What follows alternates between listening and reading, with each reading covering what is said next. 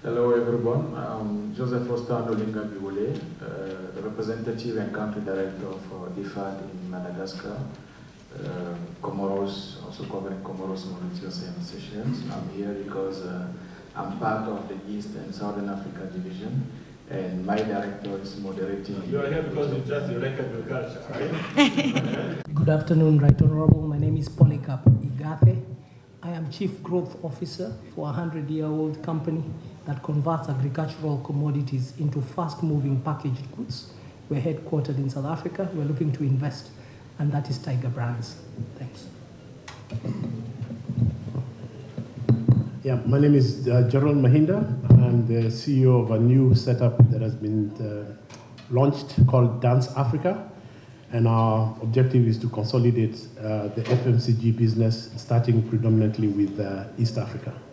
So Rwanda is of interest to us.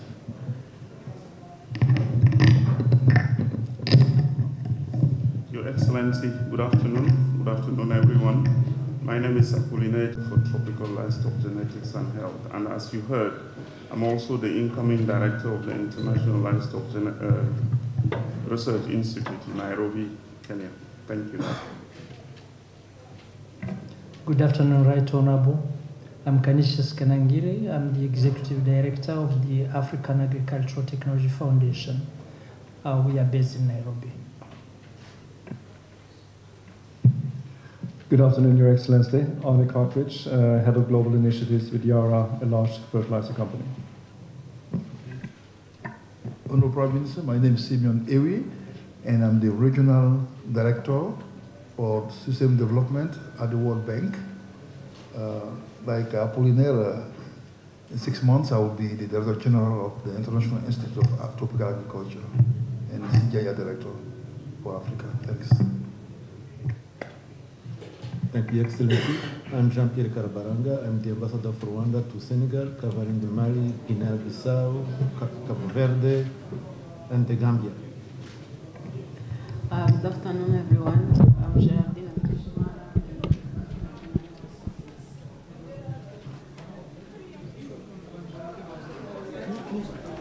Yes, please. Maybe if we can continue, but before we do that, I have the honor to present to you the Vice President Vice President for Energy at the African Development Bank. And my name is Manda. I'm Director for Human Capital Youth and Skills Development.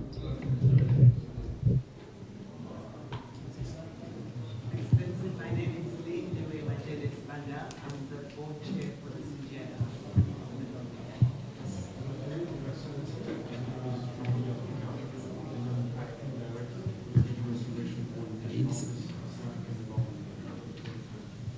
Okay, I'll go next and then I'll pass the microphone. My name is Florent Claire. I work for UPL Limited, agro input company, end-to-end solutions from seeds to post-harvest. And I'm in charge of sustainability and partnerships for the African continent. My name is Dr. Marcel Waloze. I'm the Chief of Staff of Africa Rice.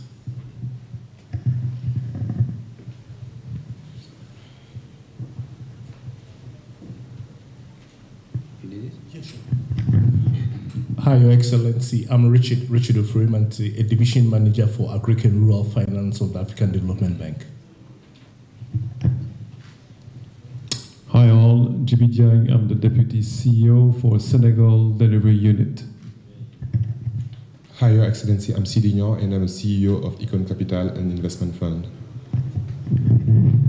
My name is Jack Maya. I'm Director General in the Federal Government of Germany and in the Ministry for Economic Cooperation and Development.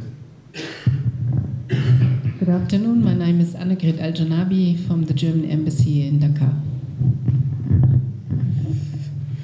Good afternoon, Your Excellency. My name is Mel Oloch. I'm the Director for Strategic Partnerships at the Sasakawa Africa Association, based in Ethiopia. Good afternoon, Your Excellency. Hello, everyone. My name is Abike Sawyer. I work on special initiatives and special agro-industrial processing zones in the President's Office at the African Development Bank. Thank you. Good afternoon, Your Excellency. My name is Ed Mabaya. I'm a professor at Cornell University and working on seed systems in Africa. Thanks. Thank you, Excellency. I'm Kamariza Anita, second counselor in the Rwandan Embassy in Dakar. Good afternoon, Right Honorable Prime Minister. I am Serge Guillaume Zamlimana, the first counselor at the Embassy of Rwanda in Senegal. Thank you. My name is Mnyaradzi Jonga. I work for the African Agriculture Technology Foundation. I'm the Tat Maize Compact Coordinator. Good afternoon, Your Excellency. I'm Caroline Mackenzie, Program Coordinator for the Energy, Climate Change and Green Growth Complex at the African Rwanda room. We'll be talking how to invest in Rwanda. And how can we invest in Rwanda, being in IT, being in IT for agriculture, being in agriculture itself, primary production, being in agriculture trading and other things. So this is what we need to be talking about. And I like the title, the theme, which is Food and Agriculture Delivery Compact. We need to deliver. And let's talk about business, let's talk about incentives. But since I'm asking you to say something about our ambition as government of Rwanda, let me mention maybe some key elements we are working on as a government. So I of course, I think I should have started by wishing you a very happy new year, 2023. And I hope to be a year of actions in agriculture. And also I want to thank you for attending this meeting, which is of course Rwanda Delivery Compact. I don't want to say again that agriculture is the backbone of our economy. This is known for, has been there for long, everyone knows that. And we know that in Africa, agriculture creates almost above 40% of our jobs, even if those jobs are not really decent jobs. We need to have jobs, but we need to have decent jobs. But if I come back to Rwanda, it's our total population, almost above 60% of our total population is being employed in agriculture. Again, being employed in agriculture, it means you are busy in agriculture, but you may not be doing well. We need to separate those two things. You are busy in agriculture, but maybe you are just doing subsistence farming, or you are not even getting anything as income from that agriculture, but you are being called a farmer, even if you don't have 0.4 hectares of land to do your farming. So despite the impact of COVID-19 pandemic, Rwanda's economy now is recovering from that pandemic, and our growth last year was almost, above 10% because it was 10.10%. And now our projection to have at least between 6 and 8% this year. This year I mean 2022, because figures are now being calculated. In our vision in 2050, of course, some people say in 2050 we want to be there, but we want to leave a good country to our future generation. We don't want our kids to come and say what our parents have been doing in our country, so this is why we're planning for 2050. Our vision is Rwanda aspires to attain an upper middle income country status by 2035. Of course, that is in short term, medium term, and then to be high income country by 2050. So we're working towards those ambition. And we have another strategy, which is called the National Strategy for Transformation. It's known as the NST1, which was launched in 2017. It's a 7-year program, 7-year strategy, which is ending next year, in 2024. And the priority was to modernize and increase production of agriculture and livestock. This is what we're trying to do. And other things were strengthening the commercialization of crop and animal resources, value chain, through increased private sector and engagement. We want to increase irrigation in our country, especially with these issues of climate change. We never know now when the rainy season is coming. The period which is supposed to be a rainy season, now it's becoming, we are suffering from drought. That was the example of last in November to December. Normally in Rwanda, it was supposed to be a raining season, but it was, we were suffering from drought in almost half of our country, especially in the south of Rwanda. So this is why with this kind of non-predictability of the weather, we need to invest heavily in irrigation. And this is why we're saying that we are trying to increase the the coverage of our irrigation scheme. So whoever wants to invest in irrigation in Rwanda is welcome.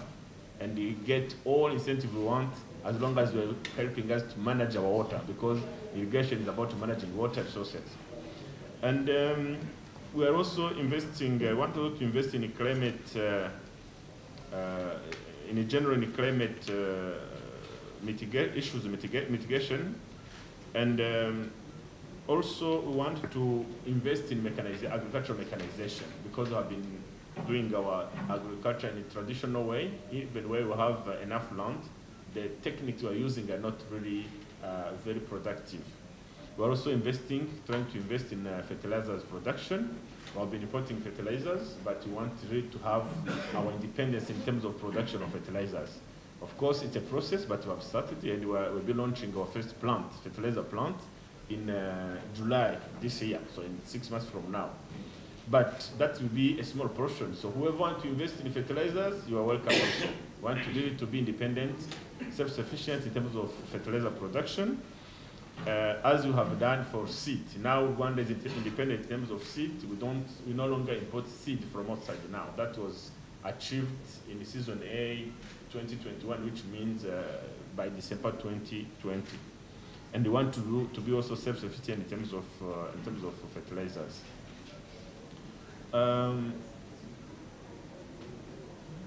We are also still committed in implementation of programs that is doing business. So whoever is investing in Rwanda, we have a list of incentives you get depending on the area where you want to invest and the business you are into.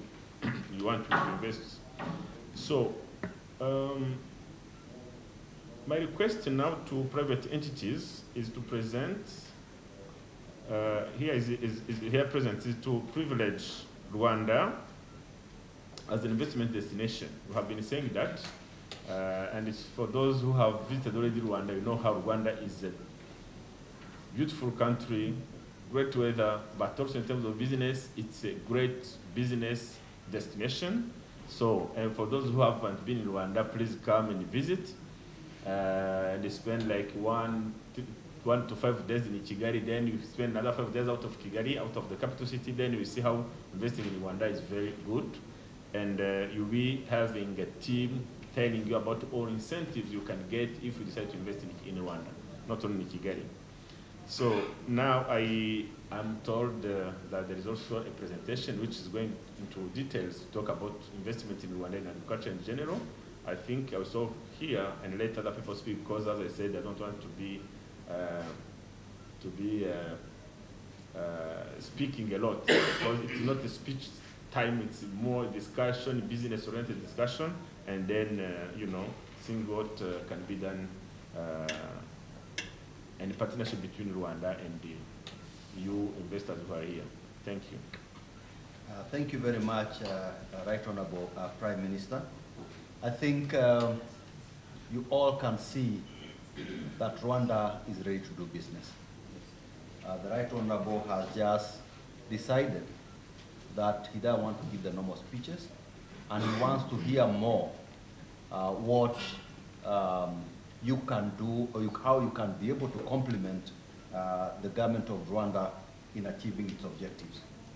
He's basically done what Rwanda is good at, creating an environment for ease of doing business. So in order to contextualize how we are going to, to proceed, I think to contextualize or focus our discussions, I will request whoever is going to be making the presentation, Madam Geraldine, to make the presentation and tell us what the compact is about, and we will hear from the people how they want to contribute or to complement what Rwanda is doing to achieve its objectives of meeting what I call the compact requirement, because you are already self-sufficient in seed. You are almost getting to self-sufficiency in fertilizer, but I'm sure that but I'm saying I'm sure you would be happy that beyond self-sufficiency, you would be happy to be able to export. Exactly. So I think without further ado, Madam Minister, the floor is yours. Thank you.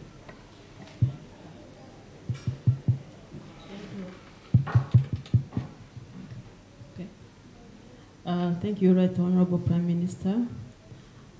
Thank you, everyone, for coming. I put the first slide on the screen so that you get familiar for what is Rwanda, what is the agriculture in Rwanda. So most of it, it's just showing you the contribution of agriculture to GDP, which is 25%, and how much export we do. Agriculture sector has a share of 37%.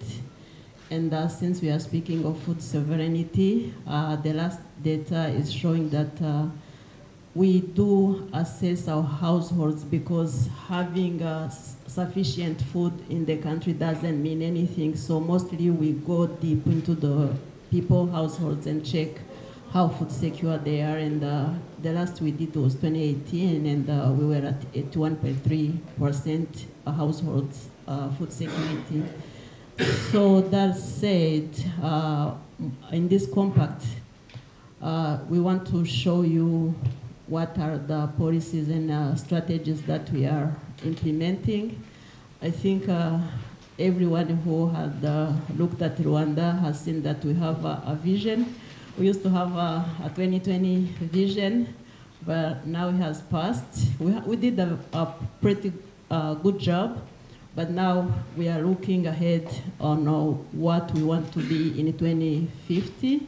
So we have written down our Vision 2050. And as the Prime Minister has mentioned, now we are implementing the National Strategy for Transformation, which is ending next year, 2024. And we have a National Agricultural Policy. And since we operate into the framework of African Union and the CADAP plans, we have a National Agriculture Investment Plan, and this one we have is that comes on top. So we have frequent droughts and floods. So Rwanda is a hilly country. Sometimes you have floods in one area of the country and the other part of the country is too dry. So the climate change is really a big issue. And someone who looked at our first slide, one person was telling me that he likes the picture, this one, the last year, because we do a lot of land husbandry, a lot of land management to make sure that we protect our lands against erosion. So we also still have low productivity levels, and those are associated with the low use of inputs, seed, fertilizer, livestock products, vaccines, and so on. And that's something that we really want to deal with. We are at 31 use of improved seed at the small scale, the smallholder farm. And on fertilizer usage, we are at 61%. But again, I know Yara will say it, dealing with the acidic soils, we also government support the population for liming to make sure that we are correcting the soil pH.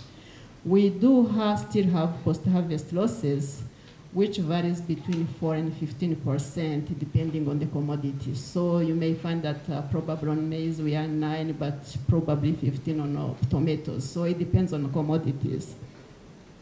Access to finance is a big problem, though we have made an insurance program that is covering both crops and livestock.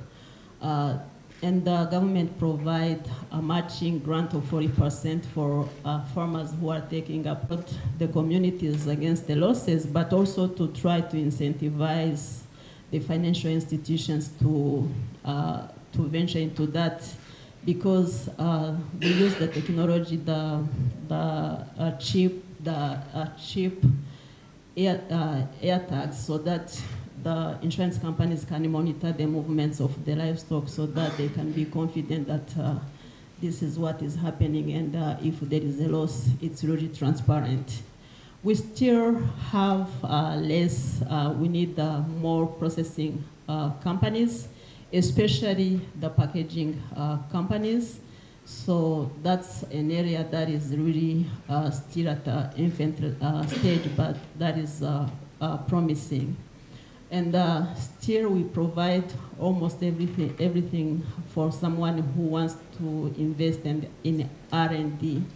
So because research and development is the future, having a small country, we believe that R&D is a deal breaker on anything. So this compact, we tried to put it in a way that we show the investment that is needed, which is around 1.3 billion USD by the medium term, because we are doing this compact in a 3-year period, so by 2025-2026 fiscal year. So they are packaged into 53.5 million for the post-harvest management. Most of it is making the post-harvest infrastructure. That includes the cold chain, but also enhancing the skills and research and marketing managements. We also need to invest more in research and extension at the cost of 11 million USD to support innovation and technology generation, and also for the dissemination. So R&D, again here, we may have good research products, but dealing with small-scale farmers, it's important that we make sure that they reach the end user. And then there are other items, the animal resource production. That is at the cost of 143 million. And the investments goes into animal nutrition. That's a very important subsector. Animal health, veterinary services, but also in genetic improvement to make sure that breeds are productive, and also promoting small livestock and aquaculture for making sure that the animal proteins are accessible to our people and deal with nutritional issues. The other area is the mechanization at the tune of 71 million USD. It's going to be invested into developing and deploying adapted farm mechanization. There is also the cost of 6.9 million to support community accessing to improve the food, improve the seed. So that is the money along the fertilizer that the government support, again, providing a matching to the communities that are, to the farmers that are buying seed and fertilizers. So the seed is at almost at 87 million, and the fertilizers, it's 189.5 million. And those are the quantities that we plan to use by 2025. And again, it cannot be emphasized enough, irrigation.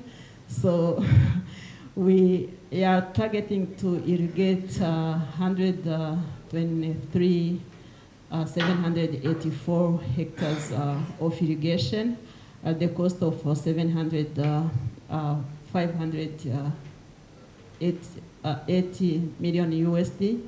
And in Rwanda, we do 3 types of irrigation. We do what we call the small-scale irrigation by the community. We develop medium-scale irrigations into the marshlands, but also on hillside. So that is the total cost of the compact, which is 1.3 billion by 2025. So what we want to achieve by then, if we had that money mobilized among people sitting in the room, both from public and private sector. We expect to grow our production capacity. For meat, we want to increase our production by 13%. That is to come mostly from the poultry industry, the pork, and beef production, but Rwanda being a small country, we are targeting small livestock. And also we want to increase by 53% our production capacity of eggs. Again, poultry being a big component because eggs are the cheapest animal proteins that can reach the people. Again, increasing 48% in our fish production. We do the fish farming, mostly there is a small portion of fisheries in the lake, but there are so much investments that are coming into the cage fish farming and ponds inside of the country. And also increase milk production by 6%. Currently, we are at almost at 1 million metric tons of milk production, and we want to reach at 1.3 million metric tons of milk. So that is on animal side. And on the right side, we are showing what we want to achieve in crop side. We want to increase our cassava production by 56%, beans at 26%, maize 34%, wheat 16%. That is for livestock feeds, but also we have a company that is producing fortified food for babies and pregnant and lactating mothers to fight malnutrition, and we call it Africa Improved Foods. So they consume a lot of soybeans, and that's another usage of soybean. So on this, I'm going to show some of big projects that are in the pipeline that we are trying to develop and looking for partnerships. So I'll show what we call Gabiro irrigation, and then the Gako beef. Those are locations of those projects. We have what we call, we are trying to develop what we call the Kigali wholesale market, and also I'll show other areas of investment into the food system area. So this one called the Gabiro, it's 16,000 irrigated facility or scheme. We are into the completion of the first phase, which is 5,600 hectares. What we are doing as a government, we have entered into a PPP partnership with Netafim. It's a drip irrigation company from Israel. So we are developing the water delivery system, pumping, and also the main canal, and then we recruit investors who can do more horticultural commodities. So we are going to be starting the second phase, which is going to be 10,000 hectares, and it's a very profitable project. It has the financial returns on the screen. But what we are looking for here, we injected, at least on the first phase, 93% and Netafim 7%. So we are looking for someone who can dilute us, and then we can share the benefits. That's number one, equity. Second, the investors who are to lease the land and utilize it on a productive purpose, but that mostly for the second phase, because for the first phase, land is already taken. And then we are looking for a service company that it may be interested into developing the ecosystem and management of associated services like input, supply, mechanization services, aggregation, and logistics around the scheme. So this is how it looks like now. the picture on lower left is like the reservoir. That on top of it is a demo plot where we try to demonstrate on how the dairy is done for the community around. And then all of this, the picture on the right corner above is the main canal that is delivering water to the plots. So the second is, we call it Gako beef or Gako meat company. It's a livestock company. So we are using almost 6,000 hectares of land, and it's again located near the developing Bugesera International Airport. For those who know Kigali, we have an airport in Kigali, but we are developing a huge one in that district in Bugesera, and it's going to be having all the needed logistics for export. So it's an investment on around 76 million, and we are looking for a JV partnership or a private investment into connected enterprises. So it's a project that is looking at created over 1,000 jobs, and it will be using 86,000 cattle, and also it's a very profitable business. So enterprises that are associated with the company, there is a beef farming. We have costed it at 6.8 million. There is a feedlot that we have costed at 2.5 million. There is a feed mill that we have costed at 10 million. There is a slaughtering and meat packaging and marketing that we have costed at 14.8 million.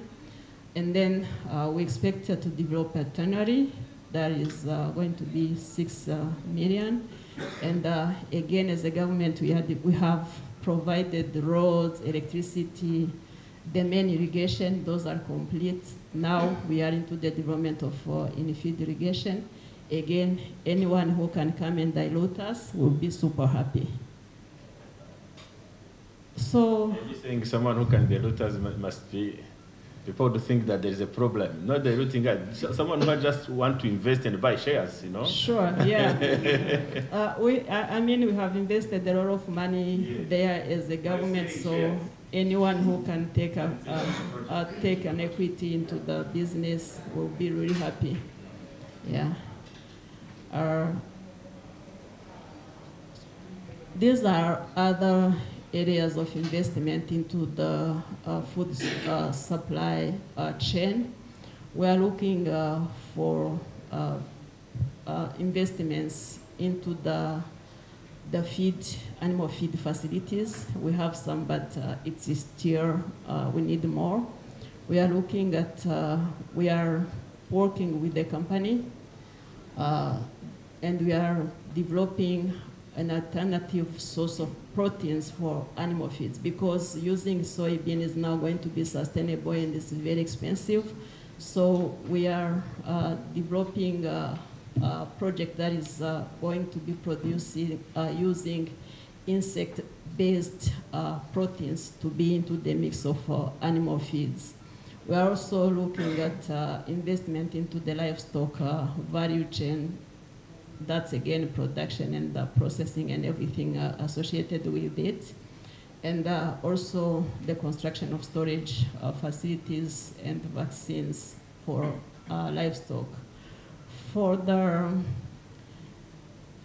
farmer-friendly financial products, as I said, one of the challenges is accessing to finance. So any company willing to provide finance-based guarantee for purchasing agreement, value chain financing models, or guarantee and collateral provision.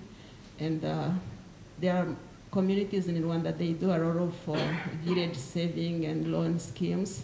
So formalizing that and supporting it, it's something that we are looking for. And on post-harvest subsector, is again, I mentioned that we still have that as a challenge. We are looking for the post-harvest facilities. Us as a government, again, and some private sector have invested into mobile dryers. So that's something that anyone who wants to do can really do, because it makes a lot of money by drying products of the communities, because it's so expensive for a farmer, a small-scale farmer, to have a mobile dryer, but when it's a shared service, it helps. Also, we are looking for market linkage platforms. Aflasafe, it's one of the products that we are thinking of to reduce the aflatoxin into the cereals, and also the cooling facilities. For their investment in on-farm solutions, the Prime Minister has mentioned it, that we are looking at venturing into the fertilizer production. We are finishing a blending unit, but we are looking at how do we produce green urea fertilizer now that the technologies are changing. So the old way of doing urea, ammonia, and then urea, with the climate change, there are new solutions and technologies that are being used to produce ammonia in a green format. So also taking advantage of what happened with the COVID vaccine, we are partnering with a company based in Boston to develop RNA biopesticides to make sure that we are reducing the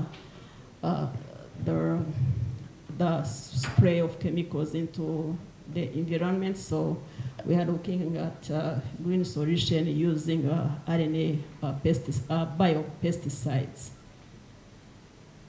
So I think why coming to Rwanda, it was mentioned before, but we have implemented several significant reforms to make sure that we can attract investment in Rwanda. So we have made business registration very easy. You get your business registered in less than 6 hours. So it's not 6 days, it's less than 6 hours. And you can do your tax, especially VAT registration, online as well. And also we have made it easier to register property by introducing effective time limit and increasing the transparency on the land administration system. Also, it's easy to trade across border.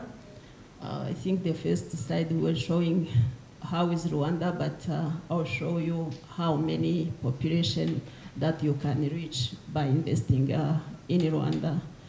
And also, we have made the enforcement of contract much easier because the laws are existing. Also, we are the fastest business registration country in the region. I said it's a 6-hour thing, and when doing business was still there, we were second, I think, in Africa, and we are also second for large FDI, and fourth in the least corrupt country. I heard some companies saying that they don't want corruption, so if you don't want corruption, Rwanda is your home.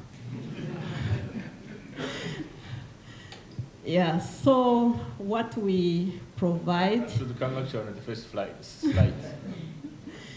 Yeah, so how we support investors in Rwanda, we support them through tailored incentives and services. One of is accessing to logistic resources, support into the acquisition of land and capital. When we were trying to recover from COVID, the government of Rwanda developed a program that we call Build and Manufacture to Recover. So anyone doing working in agribusiness can get a whole range of incentives if we only invest $100,000. So for building is $3 million, for factory is something like that, but for agribusiness it's just $100,000.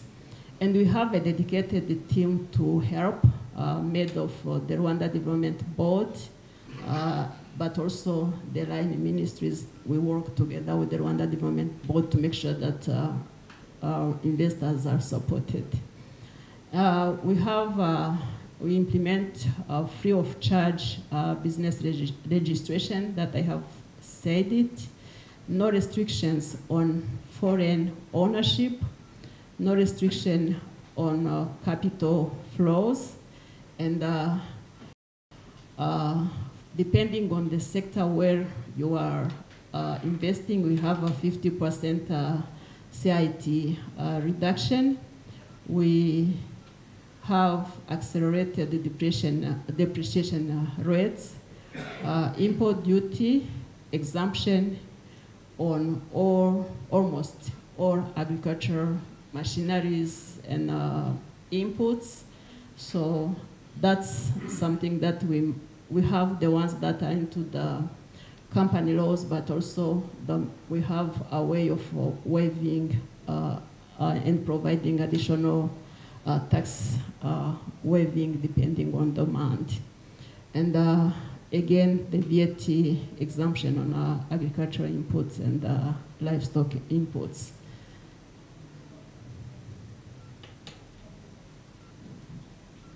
So if someone is working in Rwanda, he gets, or investing in Rwanda, they get connected to a rich ecosystem of local talents. We are working on a high-end education to make sure that anyone investing in Rwanda can have access to the human resource that is needed, especially in agriculture sector.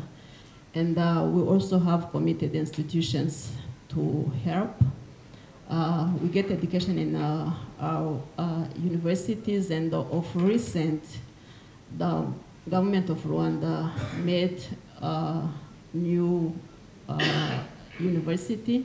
They offer a 3-year hands-on education. We call it Rwanda Rwanda Agriculture Conservation Institute. So the supporting team is made of Rwanda Development Board, National Export Board, and our own ministry. So there is plenty of partners that help. We have bilateral and multilateral partners, but also we have what we call agricultural working group that is made of all partners, private sector, and government meeting into one room and discuss anything that we need to discuss and provide solutions. So this is the slide I was saying, what you get as a market by investing in Rwanda. The pinkish is made of Rwanda, the whole ESC region, the East African region. So it's Rwanda's preferred access with duty free. And then there is another preferred access with some duty, that's the blue shades, but it's a wide network of people. Again, the transport, our movements. Rwanda, we provide visas on arrival for all, I think, Africans, but it's very easy to get visa in Rwanda and the work permits. And also we have a national carrier that goes into different directions, being in Africa, but also outside of Africa. So I think that's what we are to pitch during this session, and it makes a compact of what we wanted to deliver by in the next 3 years or in the medium term. Thank you.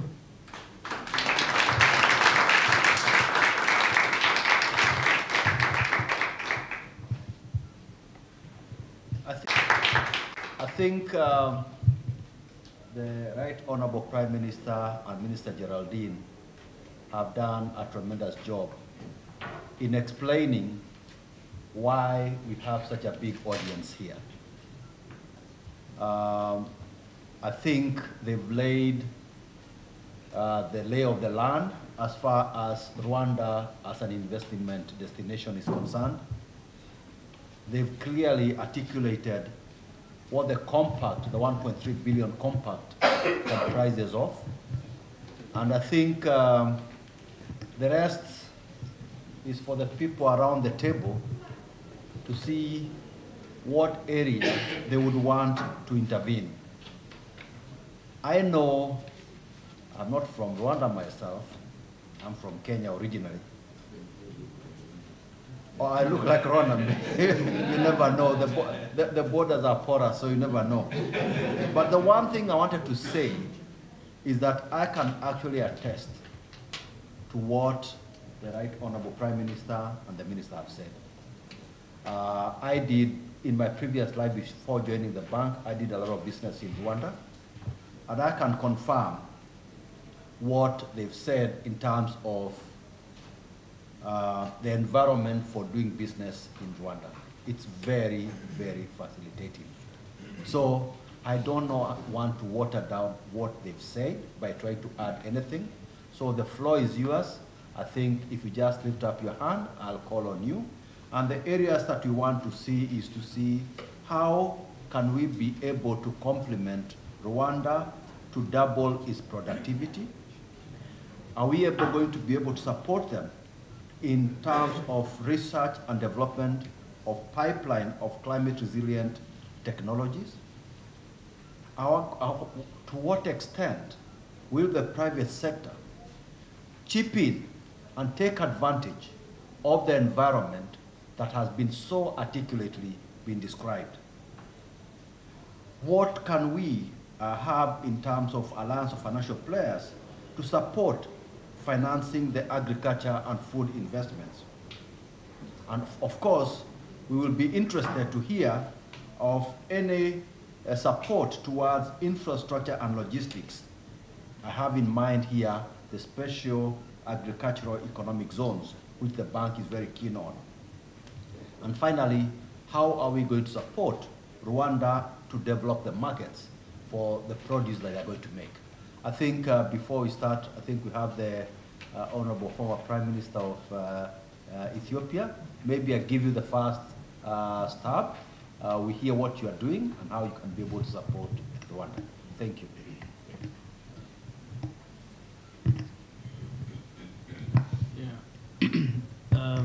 Honorable Prime Minister, but nonetheless, if you you have given me this chance, I would like to commend the government of Rwanda for very elaborate and concise, clear roadmap and compact. And thank you, Honorable Prime Minister and all the teams involved in this process. I represent AGRA, which is Alliance for a Green Revolution in Africa, which has been trying to engage with Rwanda and other 16 African countries. And we have been trying to support technically and with some grants to smallholder farmers and small businesses in agriculture. We'll continue to engage with Rwanda in, again, supporting smallholders. If you want to double productivity, I think Rwandese smallholders should also double their production in addition to what the private sector is going to be engaged in. So I think that process will be together with the government and the people of Rwanda. We have seen by ourselves there are very innovative smallholder agro investors, small and medium ones in seed sector, which Rwanda has become seed self-sufficient, I think a year, 2 years ago. And I think that's a big achievement as far as we are concerned. Maybe agriculture is always in the process of modernizing itself, so private sector can come in also in new ventures, in new seeds that has to develop in this process. But again, we have seen a great achievement. Rwanda is a model country to many of our African nations, and we commend for that and that leadership. And I think we'll do that. My very, little question that I can raise at this moment is that we need to have a very clear financial institutions involvement in this process, especially the African Development Bank and the World Bank and many other multilateral financial institutions. What is the sense when drafting this compact, the involvement of these multilateral institutions looks like? Because I see in this forum also some people from the World Bank. I don't know whether my brother still holds his position in the World Bank.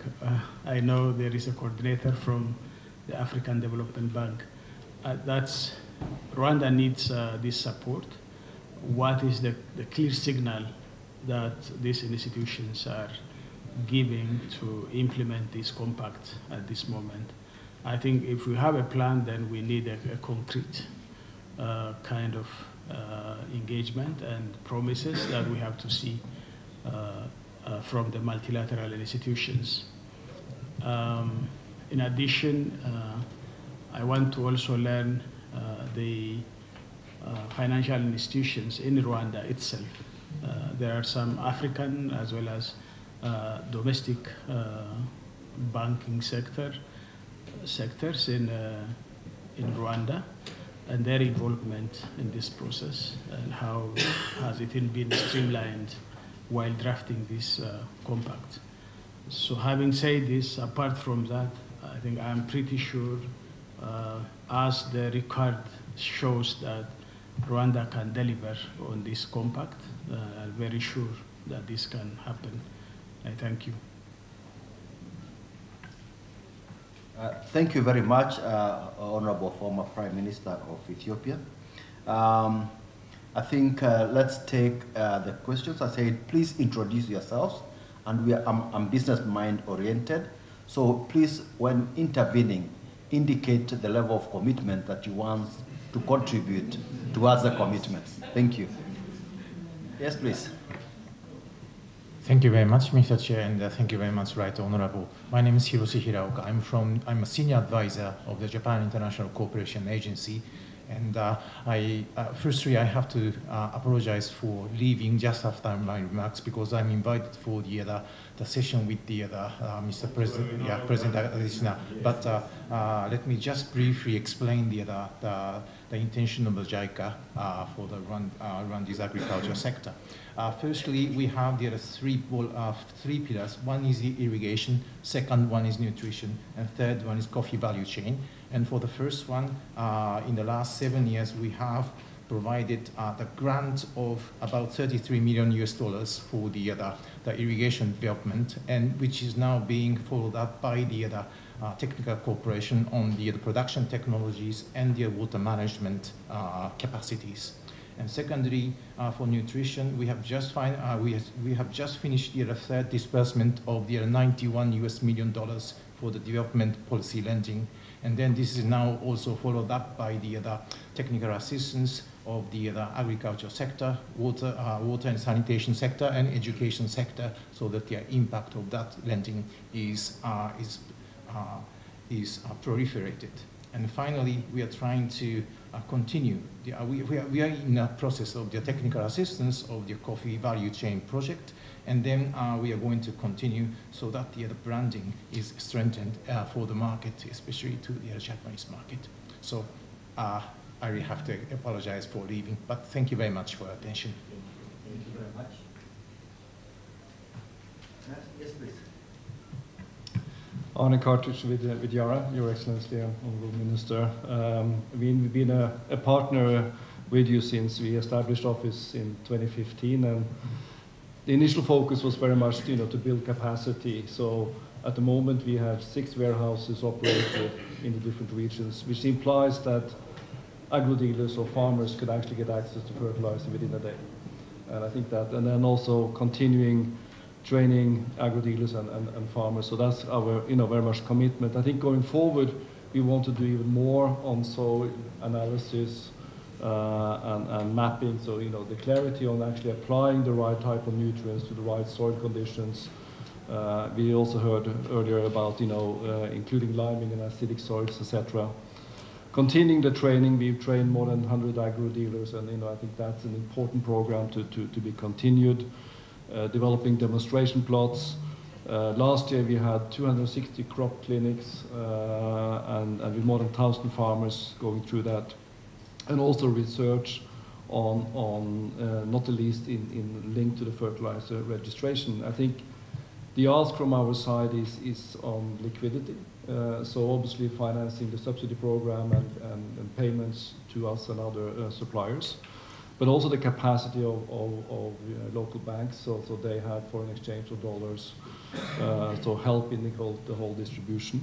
And also I think, alignment or harmonization of registration of fertilizer varieties, within the East African region. But I think, from our side, a deep commitment, collaborating and as a partner to continuing building that capacity and improving the productivity of your farmers. Just a small note, and we would be willing to share knowledge on the green ammonia side. Just small, I think, if you use renewable energy and green ammonia, the end product will not be urea, because that depends on hydrocarbons from gas or other, so we will have nitrate products. But anyway, I think it's an interesting thing to really explore. Thank you.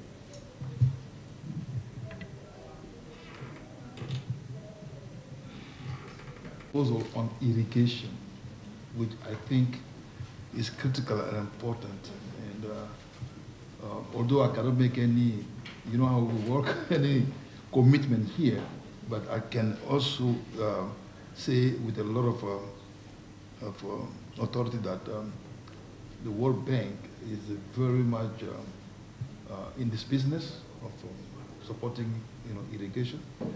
One of our biggest irrigation projects is the Kadaji project together with the African Development Bank in Niger, and other donors. 11 donors are together doing that. And I think that bringing this conversation to the fore to different parties to discuss how we can support Rwanda in this particular project will be important. So I want to mention that we know that one, and we can have a further conversation on that. Together with the IFC, can have further conversation with you and the different parties in identifying the conditions, circumstances in which this kind of reducing rates without distorting in the market can be applied. Usually the concern is about distorting the credit market, and be able to do that. There are some opportunities that we can seize and continue and identify areas in which we can support you. We're doing that, of course, in the context of fertilizer subsidies. I mean, when we have this climate smart type of market smart based subsidies, we could do the same for the bank interest rate. So we can do like that. I mean, make it market smart interest rate, and we can do that. Finally, I want to mention, I'm going to wear, my incoming hat 6 months ahead. I saw the numbers, Mr. Geraldine, about the doubling productivity, and one that struck me is the 56% increase in like this cassava, okay, and there's something else, 34%, I think, for maize. So you have, of course, the CGIR, which is there, be able to provide the technologies needed to be able to actually accelerate that. And the chair of CGIR board is here, Lindway, and also my colleague on livestock also is here. And I think this is the kind of dialogue we can have with you to try to see how, together with the CGIR, we can support Rwanda to improve its productivity, or double it the way you have indicated it, especially on the ground. So let me stop here, and I just wanted to also express my appreciation for a well-organized, well-presented.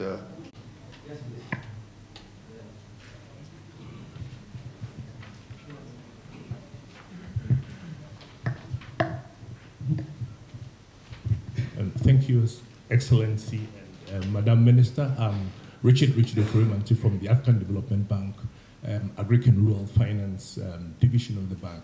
And I just want to reiterate on what my colleague from the World Bank has actually said, and also follow up on what you had mentioned, that it's action that you really wanted to see through investments. And I want to assure you that on the Gabiru project, we've already having conversations with the IFC, the sister institution of the private sector wing of the World Bank, in finding ways that we would be able to support the tenants that would relocate in the agribusiness hub, the Gabiru agribusiness hub.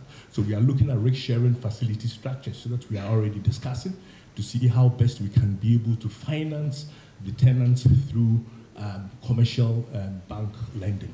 So it's an action that we are taking. It's a project that is actually in our indicative pipeline, and we are working towards its vision.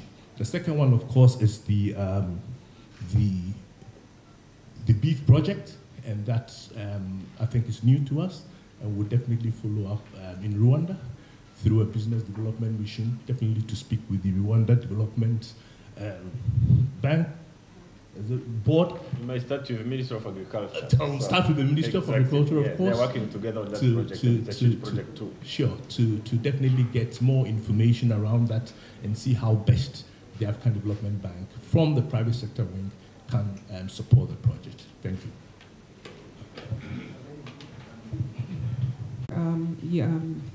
Honorable Prime Minister, Your Excellency, my name is Nikki Okra. I'm the founder and CEO of Technology to predict post-harvest crop yields with farmers. We're specifically working with plantain right now.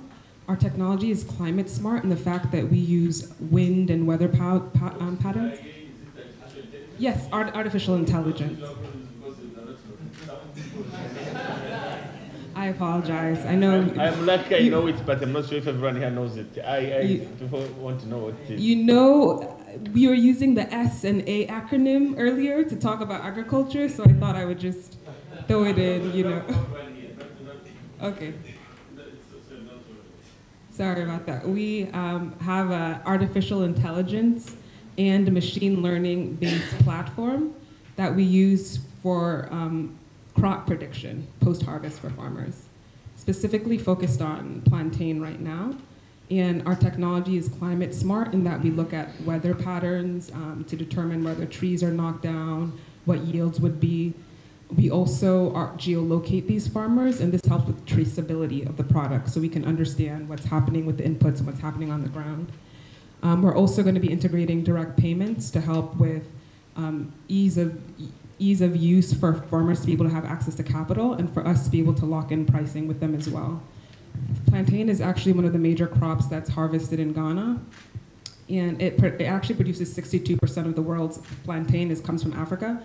And we have less than 1% of exports. This creates 40% of waste because a lot of it is used for subsistence and fufu and other products.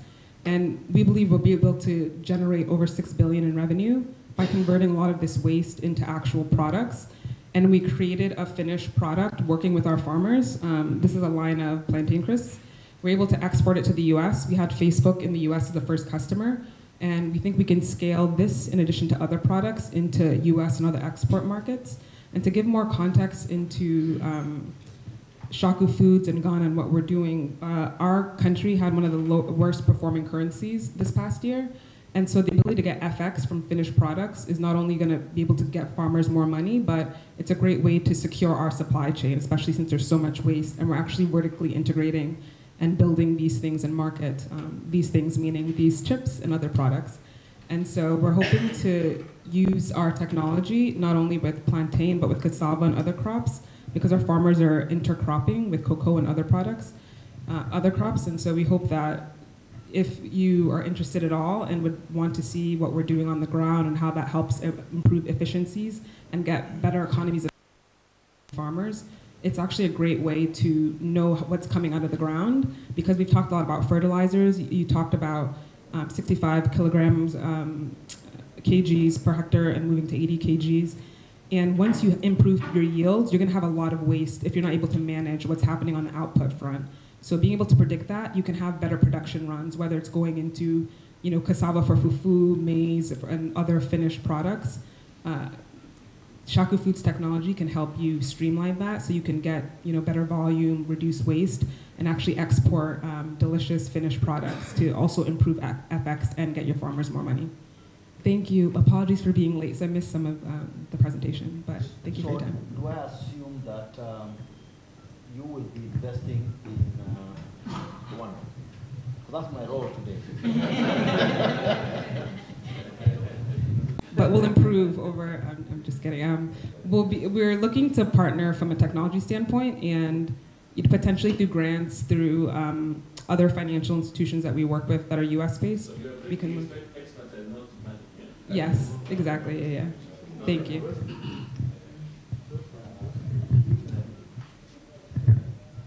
I work with the Sasakawa Africa Association and Foundation based in Addis Ababa, Ethiopia. Sasakawa is an international NGO with a headquarters based in Tokyo, Japan. I saw some of the challenges that you mentioned that you have in Rwanda, and we basically specialize in strengthening agriculture extension systems.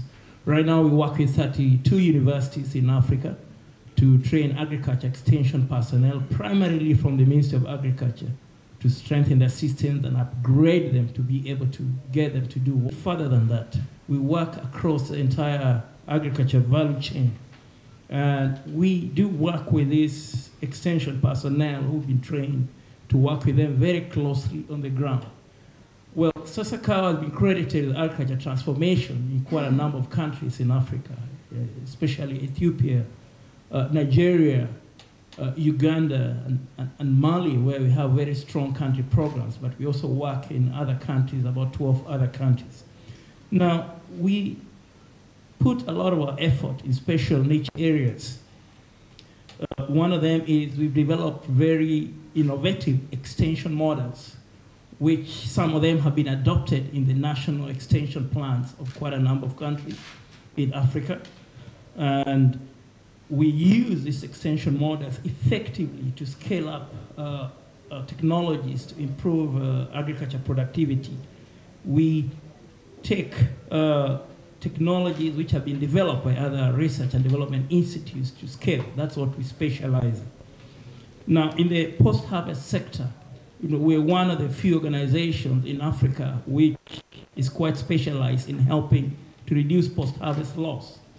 And we work with the Ministry of Agriculture, we work with technology providers, we work with farmers at the ground level to re-engineer agro-processing machines, and then we put them in the hands of farmers to be able to process all these products after harvest to be able to reduce post-harvest loss and improve quality. We also work in the post-harvest storage area, and we've seen significant expansion of productivity and production in quite a number of countries by helping to reduce the labor drudgery associated with using manual methods of harvesting as opposed to agro-processing methods. We specialize also in markets.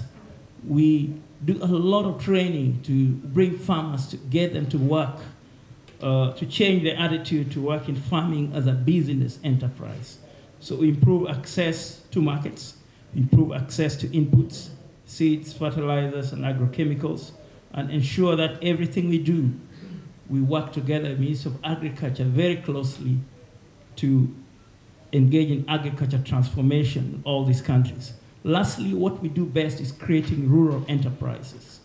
We create jobs at the rural level, establishing one-stop centers or value chain centers where we aggregate everything along the entire value chain, working with specific farmer associations for them to be able to do everything, and put all this technology. When you say everything around the value chain, what do you mean? Everything around the value chain, what do you mean? Well, along the value chain from plow to plate.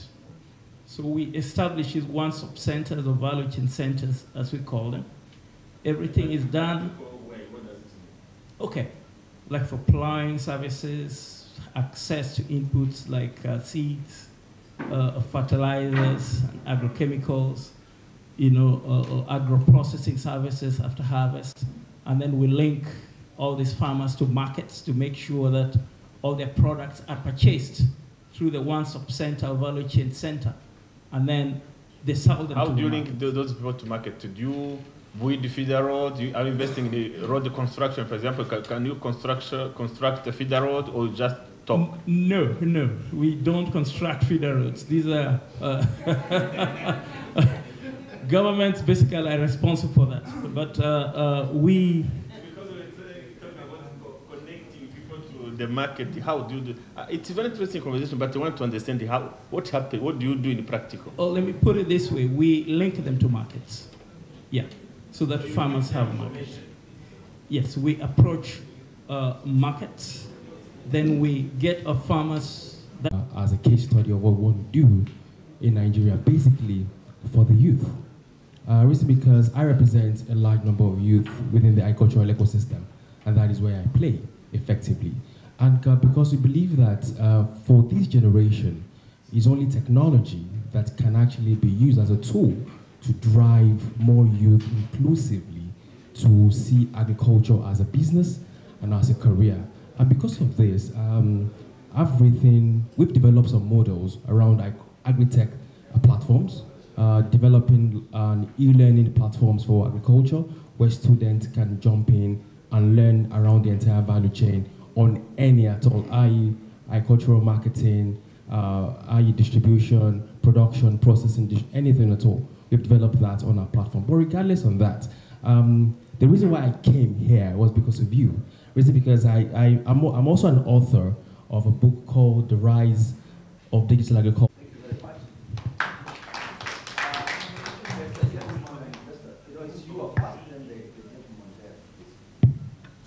Thank you. Honorable Prime Minister and Minister of Agriculture, all the participants here. As I mentioned before, I'm a representative and country director in Eastern Southern Africa Division of International Fund for Agricultural Development. As you know, we're already a partner of the government of Rwanda. I will just mention a few points on what we have in the pipeline with investment in dairy, with around 70 million that will be placed in the second phase of a project that is completing. And also some investment in irrigation, which is an area that came out as being a priority here with investment around 2,275 hectares that we are working on with an envelope of roughly 60 million US dollars. And I will mention that during this period, we'll be having more and more funds. As you know, we work on the replenishment already, and we'll have more funding available for Rwanda. And also, I will mention that we have other opportunities that are emerging with possibility of working directly with private sector. So please feel free to contact and to discuss those issues with my colleagues. Thank you. Thank you very much. I am Vice President of East Africa for OCP, and at the same time MED of RFC, which is a JV with the government in Rwanda. We are constructing a large blending unit with the capital cost of $20 million, 100% financed by equity, and which will be inaugurated in July, August of this year. And the main activity is to import and commercialize fertilizer in the country, but also to develop agriculture sector in collaboration with the Ministry of Agriculture. And I'm happy to announce to you that in addition of these plans, we'll make extension for a large, full equipped laboratory for agriculture connected to 100 hectares of demonstration land at the disposition of students of different institutes and university to develop technologies in agriculture and to have opportunity to scale up and improve customization and productivity. Thank you very much. So, quick one. Yeah, so we can bring also our expertise in green ammonia production, as we have some initiatives to launch in Morocco, so we can share expertise and experience and see how we can develop also this together in the country. Thank you very much. Thank you so much. I come to you from the research and innovation perspective. And just to echo what Simeon has mentioned, he's moved out for another meeting. Just to renew our commitment to continue to work with Rwanda, I've been privileged for the past 3 years. My lab collaborating with Rwanda Agricultural Board, building the foundation for animal breeding in Rwanda. So we'll continue to do that. And in my new role as the Director General of the International Livestock Research Institute, we have even more dots to connect. Because one of the things that we have to realize is that to transform sustainably the livestock sector, animal breeding is what is going to help us to move productivity to meet the 2050 target. So that's my commitment. It doesn't have a dollar sign, but at least we have a strong academic partnership that we want to continue to bring on board. And I also want to acknowledge that for the past 3 years, the work that we've been doing in Rwanda has been supported by Jersey Overseas Aid. They came to us to bring the academic partnership in that. It's been a very successful partnership. And thank you so much. I think opportunities are moving forward. I think we are coming to the very end because I was told that we had an art talk. So I'll give you it's okay? Yes, please. I will have a quick one. Here we have a number of varieties that are available to improve productivity that has done that in many African countries, especially on some of the value chains that have been mentioned here, especially on maize and rice. We have many, and we can, first of all, work with the Rwanda Agricultural Board to test them within the country.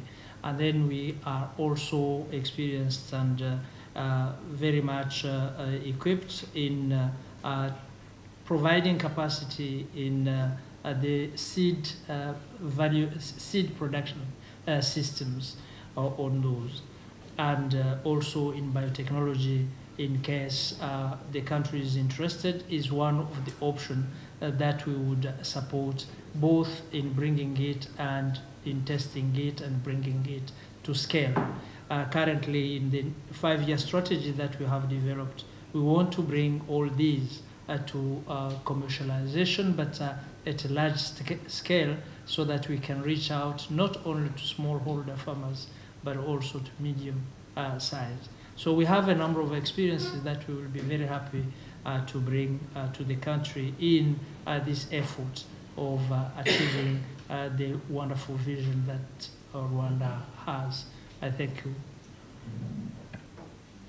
Before I make a few remarks, I would like to acknowledge first of all, Commissioner Sako from the AU. In case you want half a minute or 1 minute, I'll give that to you before I'll ask the Right Honorable Prime Minister to close the meeting. Thank you, Moderator, for giving me the floor. I would like to acknowledge the presence of the Right Honorable Prime Minister of the Republic of Rwanda, former Prime Minister Ale Mariam, my dear sister, Minister of Agriculture, Minister Present, all the participants, partners. I will just be very fast because I'm happy to be here to share with you some information about the progress we've been registering on our biannual review report. This is a country that really deserves attention because they align their own policy to the continental policy, which is CADEP-PP, and all the reports, the 3 reports that we've done, most of the indicators shows that Rwanda is really on track to meet the goal of 2025 ending hunger of its people. So this is really a very good recognition that when you align your policy, when you don't work on silo, you can have results. So I wanted to congratulate the Republic of Rwanda for really complying with the continental strategy, which is CADEP, that we have. I would also like to say that we are open to support the Rwanda target for the 4th strategic plan for agricultural transformation, mostly through our partner with ADB that gave us some support in African Emergency Food Production Facility.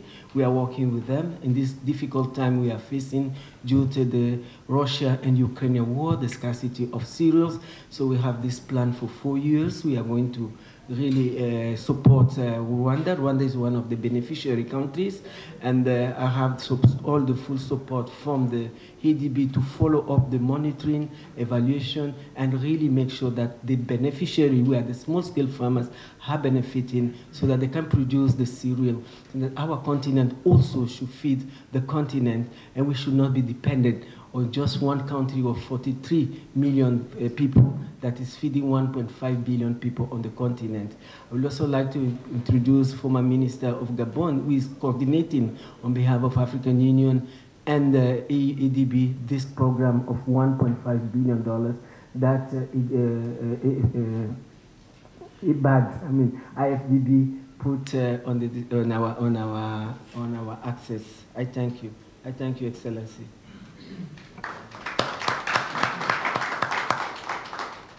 I think I was telling my colleagues earlier today that there are countries where you know that if they say something, they truly mean it, and one of those countries is Rwanda. I heard His Excellency Kagame say that there's no reason why Ukraine should be feeding the world, and he doesn't want to hear that Rwanda is actually importing food. So you stole a bit of the thunder from me, But I do agree that this is something that we really are proud about, Right Honorable Prime Minister. So I'll take advantage of being chair just also to mention two points that I think are very important. And one of the things that I think is Honorable Minister Geraldine mentioned is the issue of climate change. It's real. And we are told by the Global Center on Adaptation that Africa's climate change is locked in for the next 20 years. So what that means is that the impacts of climate change that you are seeing today, or the events that you are seeing today, will continue to manifest themselves for the next 20 years. So why am I saying this is that the bank has some products that can help you mitigate the impacts of climate change. And it falls under your shop. There's what we call the Africa Capacity ARC, Africa Capacity Africa Disaster Risk Financing Program. I think it's very, very important. I don't know whether Rwanda is subscribed to it, but you have? Oh, very good, because it's something that is very, very important. I thought I'll mention that. And then the second thing is the issue that was mentioned by the World Bank and IFAD, the issue of irrigation. Irrigation is absolutely key. And one of the two things I would like to mention about irrigation is that nowadays the technology is sufficiently advanced, and God has also given you, apart from a beautiful country, there's plenty of insulation. So you can actually do solar water pumping if you want to use solar. And if you have extra power at night, you can create what we call off-peak tariff, purely for irrigation, so that at least the energy that would otherwise not be used at night is used for purposes of irrigation. I think, and on that note, I'll really want to thank all of you for your active participation. I think we still have a house full. It shows, Right Honorable Prime Minister, the way the international community is committed to Rwanda's cause. I think purely because of your good leadership. I stop there. Thank you very much.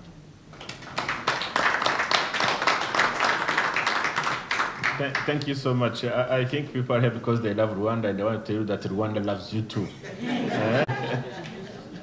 Yeah, so that's very important. I wanted to thank all participants here. You know, I want to tell my brother who's asking the question about connecting people to the market.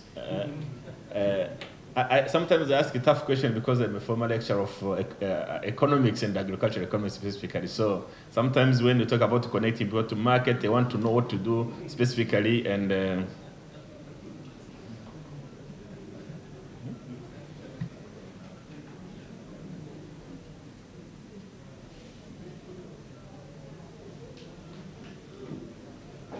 so this is why I was asking some tough questions to know what you do and to see what you can, you know, do together. Because we are here, normally, the partnership we're looking for is either partnership in terms of, you know, knowledge transfer. You may have something, knowledge you don't have in Rwanda, then you share it. It can be also investment. So we are looking for everything which can help us to advance in our agricultural agenda. So being in knowledge transfer, being exchanging experience, being investing. So we are ready to, you know, to partner with you in any aspect of those three I'm talking about. So this is why I could see the room is full of scientists, investors, policymakers, and this is what we want really to be discussing with you today and going forward. So as I said, you don't want to keep repeating the theories. And as I said as a former lecturer, I don't want to be repeating the theory I was teaching my student 10 years ago. And now as the Prime Minister to keep repeating the same thing. So I want it to go for action now. And let's go for action. Let's go for practical solutions. And I'm sure people in this room have different capacity to work together and move to advance African agenda, not only for Rwanda, but for the whole Africa. So I wanted to thank you for your partnership being here. And I want to say that whenever we talk about incentives, there are that list of incentives the Minister of Agriculture was talking about. Those are listed incentives which are in our laws. But whenever you come to us as investors, we negotiate. There are other negotiable incentives you can give you depending on the subsector you're investing in. So we're very flexible in terms of investment, and we are ready to talk to you, to discuss with you, to see what we can do together. I want to thank also different organizations, international organizations sitting here, being African Development Bank. We have been working together on different aspects. IFAD, you like your flexibility. We have been normally sometimes knocking on our door saying we want to change this project to this, and we have been flexible. And World Bank, of course, as our traditional partner in terms of financing, and then the African Union, and the other private investors who are here, who are represented here. So I really want to thank you so much. And again, I want to tell you that Rwanda is an open country. Investing in Rwanda doesn't mean just, don't consider that small size, geographical size of Rwanda and the number of people in Rwanda. Rwanda can be a way to enter the whole African market. So I can guarantee you that if you invest in Rwanda, you're investing in the whole East African countries, then you'll be able to, to move and to bring your product in different countries of the region. I can tell you that when you see the products which are going in different countries from, let's say, Mombasa, Kenya, or Dar es Salaam, when they come to Rwanda, they think that does the Rwandan import, but sometimes they're going to other countries. This is why we have a big number of re-export, meaning if we invest in Rwanda, we'll be exporting to different countries. Once again, thank you so much, and I wish you a Happy New Year. We're still in January. I can allow myself to wish you a Happy New Year. So, and I hope that this is going to be a year for action. Thank you so much.